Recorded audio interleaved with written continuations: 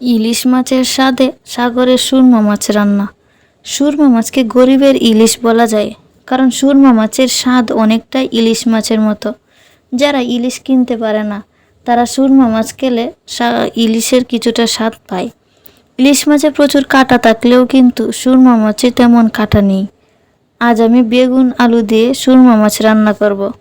কড়াইয়ে তেল দিয়ে পেঁয়াজ ভেজে তাতে একটু পানি দিয়ে লবণ, হলুদ ও মরিচ গুঁড়া দিয়ে মাছটা আর কাঁচামরিচ দিয়ে কষিয়ে নেব।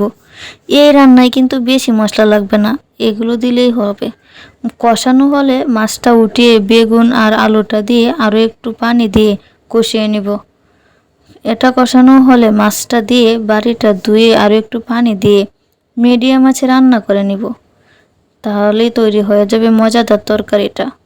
আমার তো সুরমা মাছ অনেক পছন্দ। আপনাদের কার কার ভালো লাগে বলে যাবেন।